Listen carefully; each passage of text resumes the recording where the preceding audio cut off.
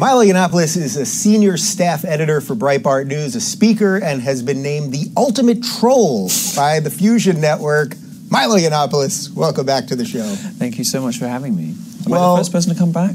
You are the second, well, maybe the third or the fourth. I know you want to be first at everything. I generally am. In fact, it's better than that. I'm normally way ahead of my time. In fact, I'm normally so early at everything that people think I'm crazy until 6 months later.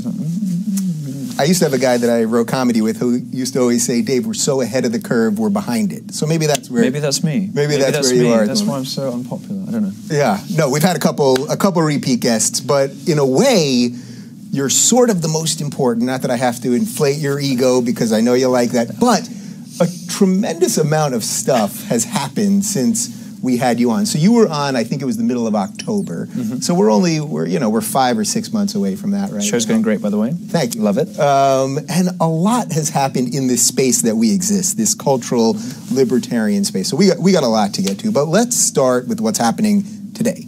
So this morning, there was this terror attack in Brussels at the airport and at a train station over there. It's still unfolding. So right now we're taping this. It's Tuesday afternoon here in Los Angeles, so some stuff obviously will change. Why don't you just give me your initial thoughts on what's going on? Well, this is sort of what liberalism has welcomed into Europe. This is the excuse-making that's been made for radical Islam, which has prevented us from fighting this problem by people who lie about the source of these people, the news stations who refuse to accept that these attacks have anything to do with Islam, the people who won't even use the word Muslim before it happens. This is preventing us from fixing the problem. This is preventing people from taking adequate security precautions, looking after themselves. Europe now, welcoming in millions of people from alien cultures, whilst the establishment refuses to accept that these people's belief systems are just dramatically incompatible with our own. And, the regular citizenry is being lied to and lied about constantly, all the time by the media on this stuff.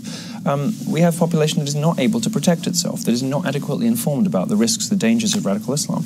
And the problem in Europe is that this stuff is now happening everywhere. No one is safe. Anywhere in Europe. It's happening in Paris, it's happening in London, it's happening in Brussels. No one is safe from this stuff. And what do our politicians leap to the airways to say? I really want to make it clear, it has nothing to do with Islam. Well, it does. Yeah. It does. And as a gay man, I'm terrified by the prospect of mass Muslim immigration into Europe. It's one of the reasons I spend so much time in America now. I don't want to be there anymore. Yeah, so let's back up a little bit. It's interesting that your initial response to that is to talk about our reaction to it rather than the ideology. Because nothing surprises me about this. You're not denying the ideology, you're obviously talking. Nothing surprises me about this. Why are we surprised that Muslims are blowing things up? That's what they do. I don't care about that. It's horrific for the people who are on the receiving end of this terrorist stuff, but is anybody surprised that ISIS blew something up? No. Right. So I'm gonna save you a little of internet hate. You do make the distinction between the nominal Muslim person, the average person that's a Muslim that doesn't take their religion seriously. You don't need to do me that favor. No, I don't care too much for that distinction. It is not extremists. It's not radical Islamists. It's not the people the security services are worried about that that are the problem. It is the silent majority of Muslims who do nothing in this situation, have no peace movement, no resistance to their own extreme elements, just like the progressive left in the West.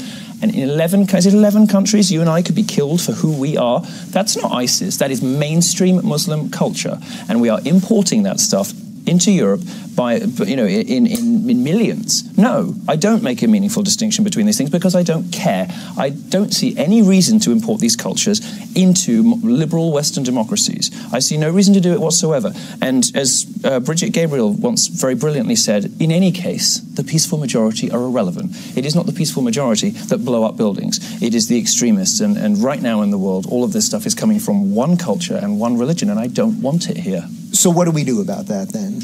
What do you actually do? We can't bomb these people into oblivion. It's an ideology. The radical part of this is an ideology, right? Yeah. So how do you beat an evil ideology? We don't have to welcome 1.4 million of them into Germany. We don't have to lie to people about what Islam is and what Muslims believe, which the press and our politicians do all the time. We don't have to intervene in their countries where it's not necessary, where we don't need to. And I was supported the Iraq War, but some of the other things we do in the Middle East are not necessary, and just drum up this this Western hatred. So you don't deny that some of what's going on has something to do with the West, right? No, I'm not saying we're responsible for it. You know, nobody is.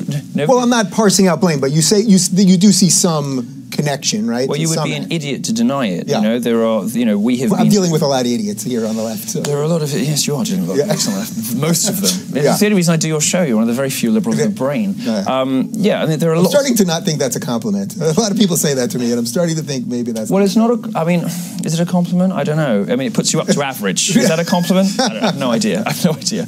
I mean, look, the problem is not just radical Islam. The problem is Islam. There are structural problems with this religion that mean it is incompatible with the modern, free, Western liberal democracy we live in, and particularly for you and I, it is, and for you and me, and it is also a problem for women.